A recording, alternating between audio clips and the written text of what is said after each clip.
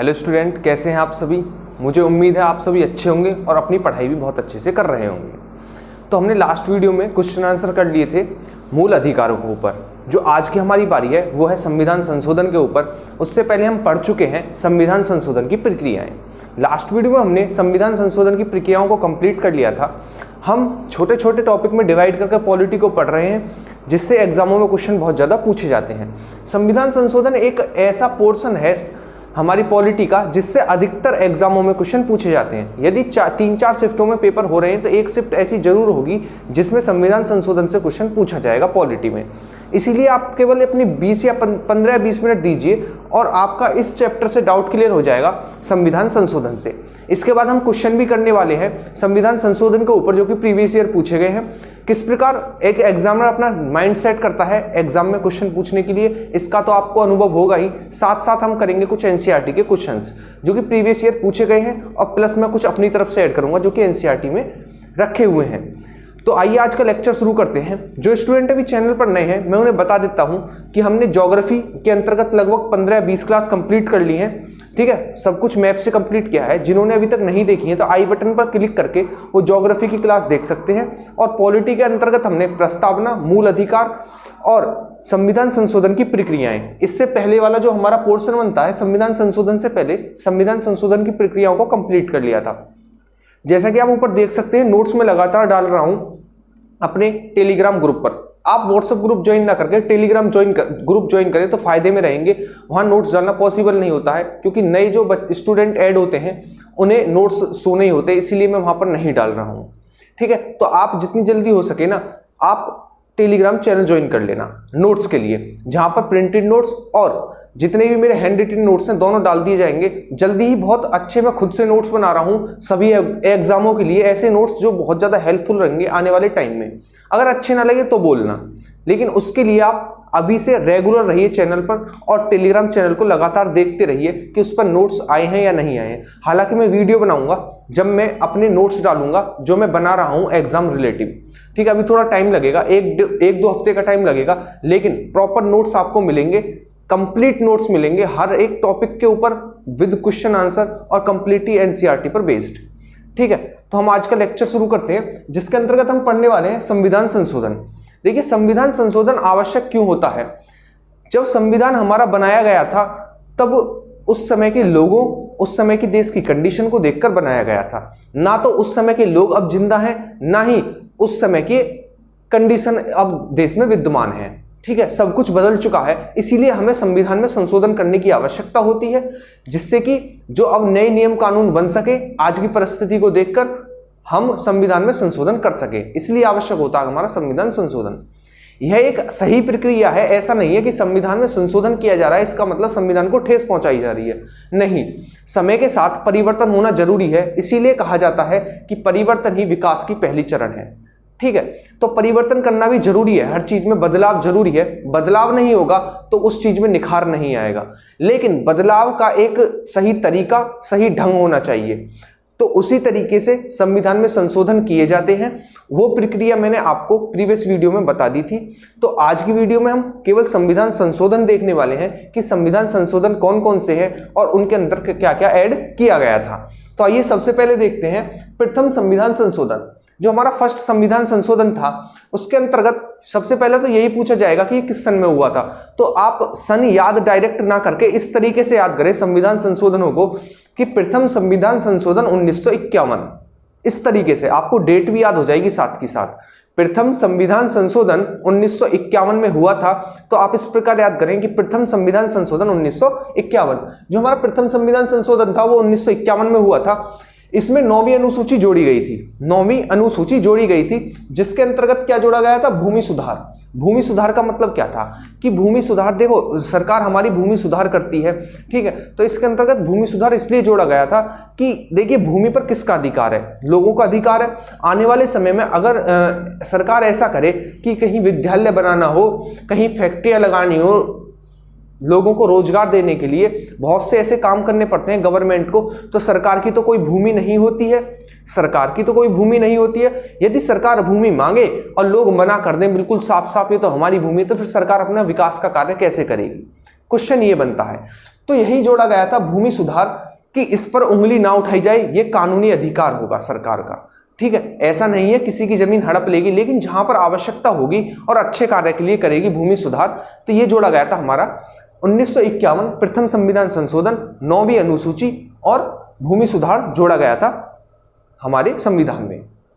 Next देखते हैं 7वां संविधान संशोधन 1956। 7वां संविधान संशोधन 1956, तो आप ऐसे याद रखिए 7वां संविधान संशोधन कब हुआ था? 1956 में हुआ था। एक क्वेश्चन तो यहीं से बन जाता है। दूसरा है, इसके अंतर्गत क्या बताया गया था? इसके अंतर्गत बताया गया था कि दो या दो से अधिक राज्यों के एक हाई कोर्ट हो सकता है। सुप्रीम कोर्ट तो देखिए सबके लिए एक ही है, सुप्रीम है वो तो अपने आप में ही, लेकिन ये कहा गया था 7वें संविधान संशोधन 1956 के अंतर्गत कि दो या दो से अधिक हमारे राज्य होंगे, उनके लिए एक हाई कोर्ट हो सकता है। ठीक है, क्यों हो सकता है? क्योंकि इतने हाई कोर्ट बनाना अभी पॉसिबल नहीं है, इतने जज नियुक्त करना इतना पॉसिबल नहीं है, इसीलिए दो या दो से अधिक राज्यों की सुनवाई एक हाई कोर्ट में हो सकती है, जैसे हरियाणा, चंडीगढ़। ठीक है, इसी प्रकार अन्य भी कई राज्य हैं जिनके दो या दो से अधिक राज्यों के एक हाई कोर्ट है। ठीक है, तो ये कौन सा संविधान संशोधन था? तो 7वां संविधान संशोधन 1956 था। नेक्स्ट देखते हैं 31वां संविधान संशोधन 1973। कौन सा? 31वां संविधान संशोधन 1973। देखिए 31वें संविधान संशोधन 1973 के अंतर्गत जो है वो 525 सीटें बढ़ाकर लोकसभा की कितनी कर दी थी? 545 कर दी थी। तो क्वेश्चन ये पूछा जाता है कि कौन से संविधान संशोधन के अंतर्गत लोकसभा की सीटें 525 से बढ़ाकर 545 कर दी थी? तो आपको याद रखना है हमारा 31वां संविधान संशोधन 1973। ठीक है, 31वें संविधान संशोधन 1973 के अंतर्गत लोकसभा की सीटें 525 से बढ़ाकर 545 कर दी गई थी, आपको याद रखना है। और दूसरा याद रखना है 31वां संविधान संशोधन हुआ कब था? तो 1973 में हुआ था 31वां संविधान संशोधन। नेक्स्ट हम देखते हैं 36वां संविधान संशोधन 1975। 36वां संविधान संशोधन 1975, तो पहला क्वेश्चन तो यही बनेगा कि 36वां संविधान संशोधन जो था हमारा किस सन में हुआ था? तो आपको याद रखना है ये 1975 में हुआ था। और इसके अंतर्गत क्या ऐड किया गया था? तो इसके अंतर्गत बताया गया था कि सिक्किम जो है हमारा भारत का 22वां राज्य होगा। तो 22वें राज्य का दर्जा सिक्किम को किस संविधान संशोधन के अंतर्गत मिला? तो आपका आंसर होगा 36वां संविधान संशोधन 1975। ठीक है, 36वां संविधान संशोधन 1975 के अंतर्गत सिक्किम को भारत का 22वें राज्य का दर्जा प्राप्त हुआ। नेक्स्ट हम देखते हैं 42वां संविधान संशोधन 1976। देखिए ये बहुत ज्यादा इंपॉर्टेंट है और इसमें बहुत ज्यादा बदलाव हुए, बहुत ज्यादा संशोधन हुए, जिससे देश पर भी बहुत ज्यादा प्रभाव पड़ा। इसीलिए इस संविधान संशोधन को मिनी संविधान कहा जाता है। क्या कहा जाता है? मिनी संविधान कहा जाता है। बहुत बार एग्जामों में पूछा भी गया है कि मिनी संविधान किसे कहा जाता है? तो 42वें संविधान संशोधन को मिनी संविधान कहा जाता है। इसका कारण ये था कि इस संविधान संशोधन के अंतर्गत इतनी चीजें ऐड हुई, इतनी चीजें हटाई गई कि ये पूरा संविधान ही अपने आप में एक छोटा सा संविधान लगने लगा। ठीक है, क्यों? अब ये सब समझने वाली बात यह है कि क्या क्या चीजें ऐड की गई थी। तो सबसे पहली चीज तो यही थी कि मूल कर्तव्य जो थे हमारे, जो कि हमारे भाग 4 के और अनुच्छेद 51 के अंतर्गत आते हैं। कौन से? हमारे मूल कर्तव्य। तो मूल कर्तव्यों को हमारे को किसमें जोड़ा गया था? तो मूल कर्तव्य को 42वें संविधान संशोधन 1976 के अंतर्गत जोड़ा गया था हमारे संविधान में। पहली चीज तो ये हुई थी। बहुत ज्यादा इंपॉर्टेंट क्वेश्चन है, हर एक क्वेश्चन पूछा गया है। देखिए बोर्ड पर जो भी लिखा हुआ है एक एक लाइन एग्जामों में पूछी गई है, एक एक लाइन एग्जामों में पूछी गई है, तो आप अच्छे से सुने इसे और अच्छे से समझे। मूल कर्तव्य हमारे जो कि भाग 4 के और अनुच्छेद 51 के अंतर्गत पढ़ते हैं, ये हमारे 42वें संविधान संशोधन 1976 के द्वारा हमारे संविधान में जोड़े गए थे। नेक्स्ट पॉइंट बनता है कि 3 शब्द थे, समाजवादी, धर्मनिरपेक्ष और अखंडता। ये 3 शब्द हमारी प्रस्तावना में जोड़े गए थे। जब मैंने आपको प्रस्तावना पढ़ाया था तो इनको डिटेल में बताया था कि क्या होता है समाजवादी, क्या होता है अखंडता और क्या होता है धर्मनिरपेक्षता। फिर से बताता हूं मैं, तो आपको पहली लाइन तो यही याद रखनी है कि समाजवादी, अखंडता और धर्मनिरपेक्षता किस संविधान संशोधन के द्वारा हमारे संविधान में जोड़े गए थे। तो आपको याद रखना है 42वां संविधान संशोधन 1976 के द्वारा हमारे संविधान में जोड़े गए थे। आइए एक एक पर बात करते हैं। आखिरकार हमारा क्या है समाजवादी? समाजवादी का मतलब है कि सरकार जो है हमारी समाज को, पूरे समाज को ध्यान में रखकर कार्य करेगी। समाजवादी है ये, ठीक है। समाजवादी का मतलब है पूरे समाज को अपने ध्यान में रखकर कार्य करेगी। ऐसा नहीं है वो किसी एक समुदाय को ज्यादा लाभ पहुंचाए और अन्य समुदायों के लिए कुछ ना करे। ये होता है समाजवादी, मतलब पूरे समाज को अपने ध्यान में रखकर रणनीति बनाए, स्कीम निकाले, ठीक है, कुछ सुविधा प्रोवाइड कराए तो पूरे समाज को ध्यान में रखकर ही करेगी। ऐसा नहीं है किसी अमीर वर्ग या गरीब वर्ग को ध्यान में रखकर करेगी। नेक्स्ट है अखंडता। देखिए अखंडता का मतलब अखंड, जिसे खंडित ना किया जा सकते, यानी हमारा देश कैसा है, अखंड है, ठीक है। हमारे देश में क्या, भाईचारा है, तो यही क्या है, अखंडता, यानी जिसे खंडित ना किया जा सके। अखंडित यानी जिसे तोड़ा ना जा सके। तो हमारा देश कैसा है, वो अखंड है। नेक्स्ट हम देखते हैं धर्मनिरपेक्ष। धर्मनिरपेक्ष का मतलब है कि सरकार का कोई भी धर्म नहीं है, सरकार का कोई भी धर्म नहीं है। ऐसा नहीं है कि आज जो सरकार है उसका एक धर्म है, कल जो सरकार आएगी उसका अलग धर्म होगा, ऐसा नहीं है। किसी भी सरकार का अपना कोई भी धर्म नहीं होता है, किसी भी सरकार का कोई अपना धर्म नहीं होता है, बल्कि जितने भी धर्म हमारे समाज में चल रहे हैं, वो सभी धर्म होंगे सरकार के, ठीक है। अपना कोई स्पेसिफिक धर्म नहीं होगा, बल्कि जितने भी हमारे धर्म समाज में चल रहे हैं वो सभी धर्मों को मानेगी हमारी सरकार और उन सभी के लिए कार्य करेगी, ठीक है। उनके सभी के लिए अपनी योजनाएं बनाएगी। ये है हमारा धर्मनिरपेक्ष, सरकार का कोई धर्म न होना। नेक्स्ट है संसद व विधानमंडल। संसद व विधानमंडल, संसद के अंतर्गत आते हैं हमारे लोकसभा, राज्यसभा, और विधानमंडल के अंतर्गत आते हैं हमारे विधानसभा और विधान परिषद। यानी संसद और विधानमंडल के लिए गणपूर्ति खत्म कर दी गई थी। गणपूर्ति का मतलब है कि जैसे कि सदन का कार्य शुरू होगा, मान लीजिए कि सदन का कार्य शुरू होना है और एक भी सदस्य नहीं आया, सीधे स्पीकर साहब आ गए और हमारे प्रधानमंत्री साहब आ गए लोकसभा में, तो कार्य शुरू हो जाएगा? तो नहीं होगा, क्योंकि कार्य शुरू होने के लिए भी सांसदों की जरूरत पड़ेगी। तो कितने सांसदों की जरूरत पड़ेगी? तो हमारे जितने भी सदस्य संख्या है, जितनों पर वोट पड़ी है, उतने सदस्य संख्या का 1/10 भाग उपस्थित होना चाहिए लोकसभा व राज्यसभा में, तभी सदन की कार्यवाही शुरू होगी। ये मिनिमम प्रेजेंट है कि इतने स्टूडेंट प्रेजेंट होने चाहिए, इतने सांसद प्रेजेंट होने चाहिए एक कक्षा में, एक सदन में, कि जिससे क्लास चल सके या फिर सदन चल सके। इस तरीके से रिलेट कीजिए क्लास को सदन से, ठीक है। तो कितने सदस्य? 1/10 सदस्य होने आवश्यक हैं, तभी हमारे सदन की कार्यवाही शुरू होगी। तो अब तो हमारे 1/10 सदस्य हैं, इससे पहले भी 1/10 सदस्य जरूरी होते थे, लेकिन 42वां संविधान संशोधन 1976 हुआ, उसमें यह कहा गया कि 1/10 सदस्य होना जरूरी नहीं है, केवल कार्यवाही शुरू कर दी जाए, जितने भी आए ना आए, हो ना हो। अब आप खुद समझिए, यदि सदस्य ही नहीं आएंगे तो कैसे कार्यवाही शुरू होगी? कौन बताएगा क्या गलत है क्या सही है? तो इससे प्रॉब्लम होती है। इसीलिए मिनिमम संख्या जो होती है वो 1/10 होती है, जिसे कहते हैं हम गणपूर्ति, ठीक है, गणपूर्ति। तो गणपूर्ति खत्म कर दी गई थी 42वें संविधान संशोधन 1976 के अंतर्गत। ये चीजें आपको 42वें संविधान संशोधन से याद रखनी है। इसीलिए इसे कहा जाता है, क्या कहा जाता है? मिनी संविधान कहा जाता है, क्योंकि इसमें बहुत सारी चीजें ऐड हुई और बहुत सारी चीजें निकाली भी गई। जैसे गणपूर्ति को निकाल दिया गया था, ठीक है, जैसे कि समाजवादी, अखंडता, धर्मनिरपेक्षता को ऐड कर दिया गया था, ठीक है। तो यह संविधान संशोधन किस सरकार के समय हुआ था? तो आपको याद रखना, जनता पार्टी की सरकार के समय यह संविधान संशोधन हुआ था। तो क्वेश्चन पूछा जाएगा कि 42वां संविधान संशोधन 1976 किस सरकार के समय हुआ था? तो जनता पार्टी की सरकार के समय हुआ था। नेक्स्ट संविधान संशोधन देखते हैं, वो है 44वां संविधान संशोधन 1978। 44वें संविधान संशोधन जो 1978 हुआ, वो इसी के ऊपर हुआ। मतलब इसमें जो कमियां थी या इसमें जो गलतियां थी उसको अलग करके फिर करा गया हमारा 44वां संविधान संशोधन 1978। तो आइए देखते हैं कि 44वें संविधान संशोधन 1978 के अंतर्गत क्या क्या हुआ।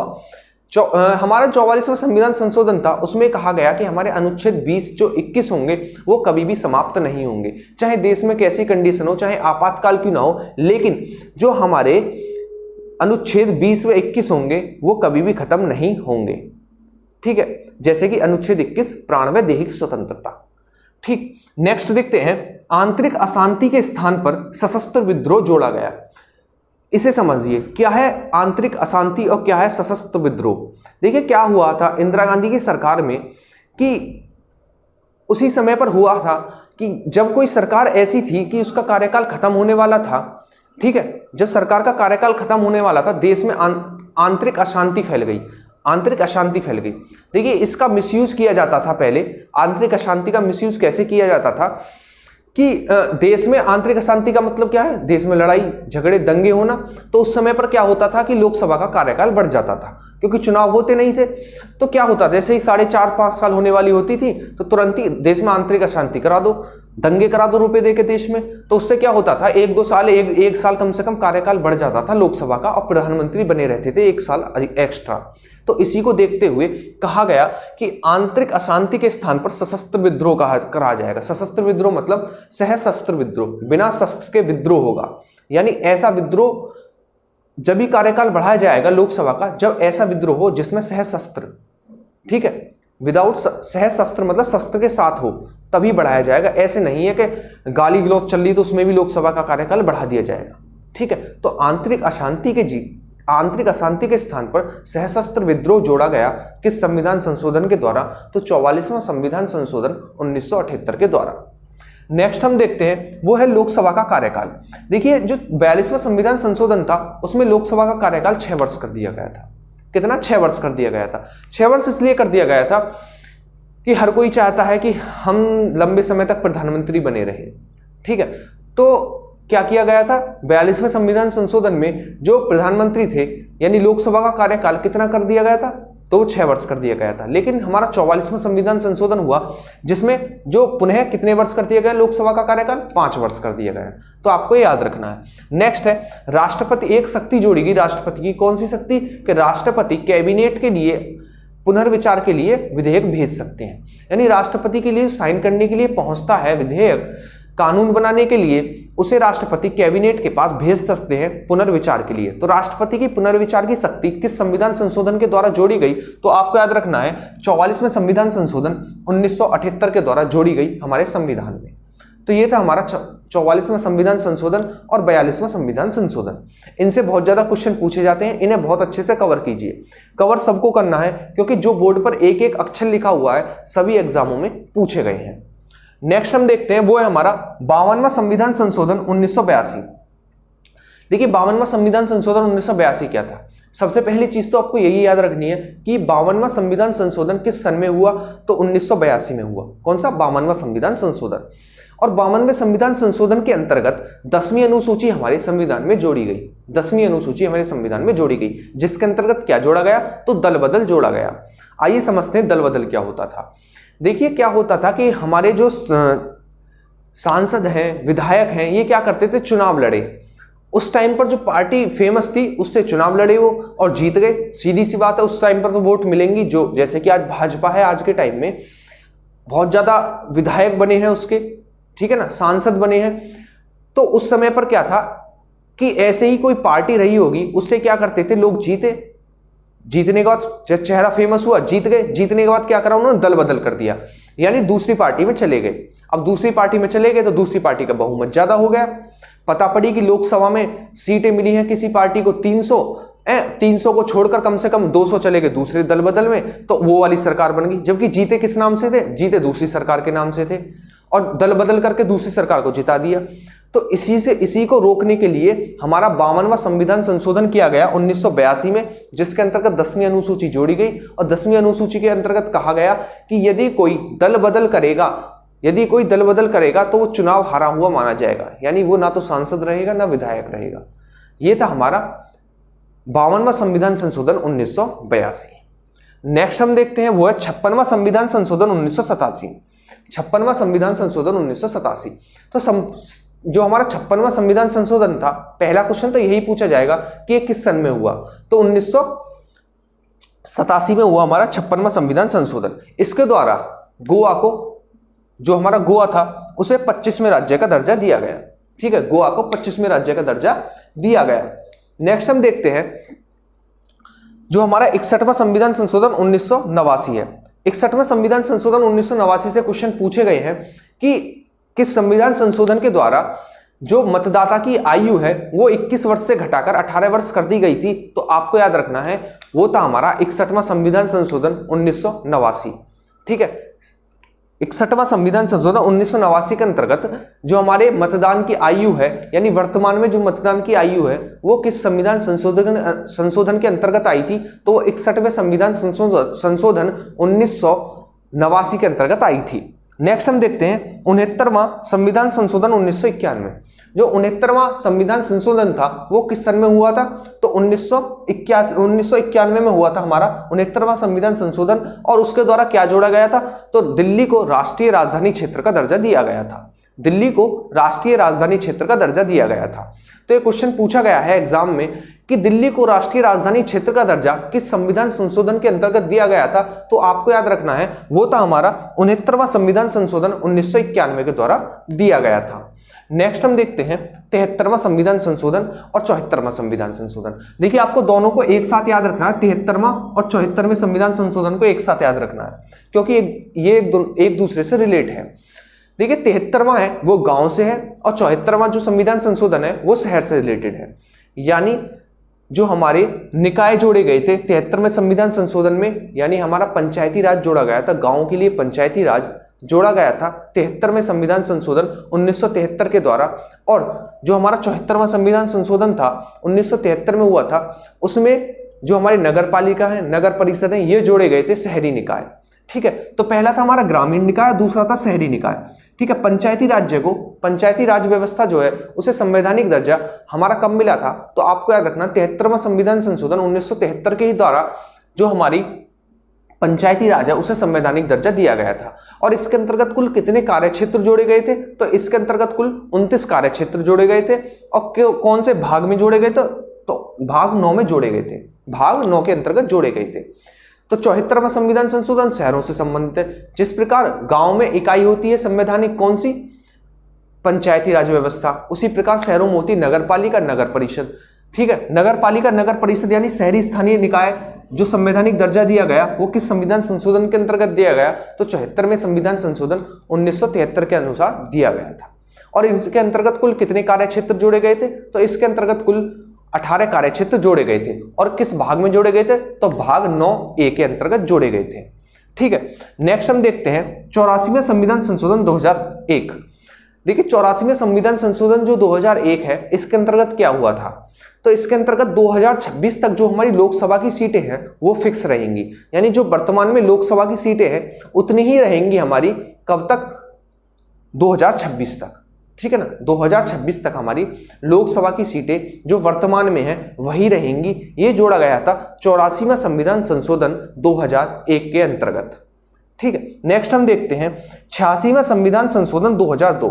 देखिए 86वां संविधान संशोधन 2002 क्या था, इसके अंतर्गत अनुच्छेद 21K में एक बात जोड़ी गई कि 6 से 14 साल के जो बच्चे होंगे उनके लिए निःशुल्क व अनिवार्य शिक्षा दी जाएगी। निःशुल्क व अनिवार्य शिक्षा दी जाएगी, शिक्षा लेनी अनिवार्य होगी और निःशुल्क वो सरकार के द्वारा दी जाएगी। कितने, 6 से 14 साल के बच्चों के लिए। आज आप प्राइमरी स्कूल में देखते होंगे उनके लिए जूते फ्री, खाना फ्री, फीस नहीं। ठीक है, तो ये क्या है, यही था हमारा 86वां संविधान संशोधन 2002। इसके अंतर्गत हमारे मूल अधिकारों में क्या जोड़ा गया था, 21 के आर्टिकल जोड़ा गया था, जिसके अंतर्गत कहा गया था कि 6 से 14 साल के जो बच्चे होंगे उनके लिए निःशुल्क व अनिवार्य शिक्षा होगी। और एक अनुच्छेद और जोड़ा गया 45, उसमें कहा गया कि सरकार जो होगी उनकी शिक्षा का भार, उनके पोषण का भार खुद पर लेगी, यानी उन्हें पोषण भी देगी और शिक्षा भी देगी, ऐसा कहा गया 45, अनुच्छेद 45 में। तो हमारा 86वां संविधान संशोधन जो था, जो कि 2002 में हुआ था, उसके अंतर्गत जो अनुच्छेद 21 का, यानी 6 से 14 साल के बच्चों के लिए निःशुल्क और अनिवार्य शिक्षा, और अनुच्छेद 45 जिसके अंतर्गत जोड़ा गया था कि जो इनका पोषण है और शिक्षा का भार है वो सरकार उठाएगी। तो ये था हमारा संविधान संशोधन 2002। अब हम देखते हैं नेक्स्ट संविधान संशोधन, जो हमारे कुछ ही बचे हैं। आइए नेक्स्ट देखते हैं, नेक्स्ट संविधान संशोधन देखते हैं। नेक्स्ट जो हमारा वो है 91वां संविधान संशोधन 2003।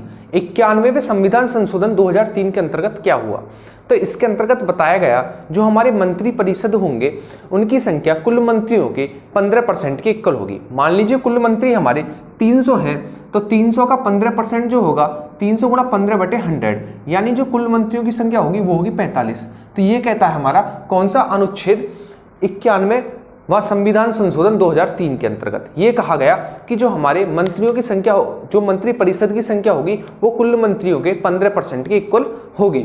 नेक्स्ट जो था वो था 92वां संविधान संशोधन 2003, ये भी 2003 में हुआ और 91वां संविधान संशोधन भी 2003 में हुआ। जो 92वां संविधान संशोधन था उसमें जो हमारी 8वीं अनुसूची में 4 भाषाएं जोड़ी गई। कौन कौन सी? मैथिली, संथाली, डोगरी और बोडो। 4 भाषाएं जोड़ी गई। कौन कौन सी? मैथिली, संथाली, डोगरी और बोडो। आप इसे आसानी से याद रख सकते हैं MSDB, यानी MS धोनी का बैट। MSD मतलब MS धोनी और D मतलब बैट। ठीक है, आप आसानी से याद रख सकते हैं MS धोनी का बैट यानी मैथिली, संथाली, डोगरी और बोडो। ये 4 भाषाएं हमारे 92वें संविधान संशोधन 2003 के अंतर्गत हमारे संविधान में जोड़ी गई 8वीं अनुसूची में। नेक्स्ट जो है वो है 101वां संविधान संशोधन 2016। 101वां संविधान संशोधन 2016, जिसके अंतर्गत हमारे संविधान में GST को जोड़ा गया। GST को शामिल किया गया। और शामिल कब किया गया था? तो 1 जुलाई 2017 को इसे शामिल किया गया था, लेकिन ये कब हुआ था पास? ये 2016 में हुआ था। जोड़ा कब गया था? 1 जुलाई 2017 को जोड़ा गया था। यही कारण है कि 1 जुलाई को GST डे बनाया जाता है, आपको याद रखना है। नेक्स्ट हमारा 41, जो कि हमारा छूट गया था। 41वां संविधान संशोधन क्या था? इसमें जो थे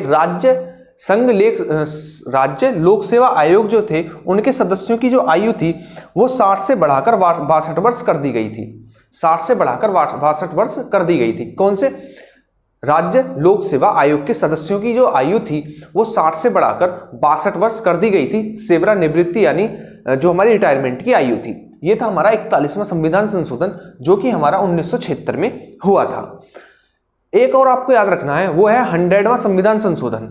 100वां संविधान संशोधन जो कि हमारा 2015 में हुआ था। 100वां 2015। इसके अंतर्गत क्या बताया गया था? तो इसके अंतर्गत कहा गया था कि जो हमारा बांग्लादेश होगा, बांग्लादेश के साथ हम भूमि किस प्रकार से हस्तांतरित करेंगे, यानी किस प्रकार से भूमि देंगे लेंगे, जो भी होगा भूमि संबंधित कार्य जो होगा वो कहा गया 100वां संविधान संशोधन 2015 के अंतर्गत। ठीक है, तो पूछा जा सकता है कि बांग्लादेश के साथ भूमि हस्तांतरण के लिए जो संविधान संशोधन किया गया था वो कौन सा था? तो वो था हमारा 100वां संविधान संशोधन, जो कि 2015 में किया गया था। उसके बाद आया GST 101वां 2016 में। लास्ट आपको याद रखना है 103वां संविधान संशोधन 2019। ये इसके अंतर्गत जो जनरल वर्ग के जो लोग हैं उनके लिए सरकारी नौकरियों में 10% का आरक्षण दिया जाएगा। ये कहा गया हमारा 103वां संविधान संशोधन 2019। लेकिन ये जो पेश किया गया था ये था हमारा 124वां संविधान संशोधन के रूप में पेश किया गया था विधेयक। लेकिन जब राष्ट्रपति ने पास किया तो 103वां संविधान संशोधन माना गया। ऐसा क्यों? क्योंकि देखो पेश बहुत होते हैं लेकिन हर किसी को स्वीकृति नहीं मिलती है। इसका मतलब आज तक 124 जो है हमारे वो प्रस्तावित है संविधान संशोधन, लेकिन पास कितने हुए हैं? पास 103 हुए हैं। इसका मतलब ये है।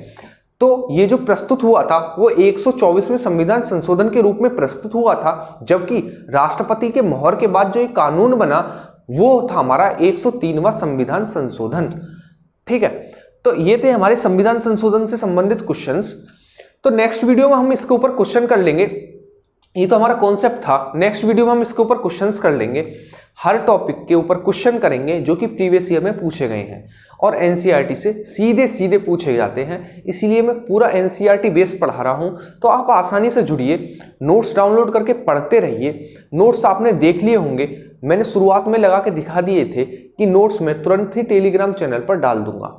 तो आप व्हाट्सएप ग्रुप के चक्कर में ना पड़े, वहां पर नोट्स मैं नहीं डालूंगा क्योंकि नए बच्चों को नोट्स शो नहीं होते हैं, बार बार मुझे सेंड करने पड़ते हैं। इसीलिए मैं एक बार में टेलीग्राम पर डाल दूंगा। जल्दी नोट्स बना रहा हूँ, 1-1.5 हफ्ते का वेट कीजिए, वहाँ मैं नोट्स डालता रहूँगा। ठीक है, जिन जिन स्टूडेंट्स को वीडियो पसंद आई वो वीडियो को लाइक जरूर करके जाया करें और चैनल को सब्सक्राइब कर लें अगर आप चैनल पर नए हैं, और कमेंट करके बताया करें कि वीडियो आपको कैसी लगी। इससे पता पड़ता है कि हम वीडियो सही बना रहे हैं या नहीं बना रहे हैं, और आगे को कॉन्फिडेंस बढ़ता है वीडियो लाने के लिए। तो आपका काम है, जब मैं इसके नेक्स्ट पार्ट में क्वेश्चन लेकर आऊं, जब तक आप अपना रिवीजन कर लें अच्छे से इस वाली वीडियो का, जो हमारे संविधान संशोधन है और संविधान संशोधन की प्रक्रियाएं हैं। संविधान संशोधन की प्रक्रियाएं और संविधान संशोधन पर क्वेश्चन कराऊंगा मैं।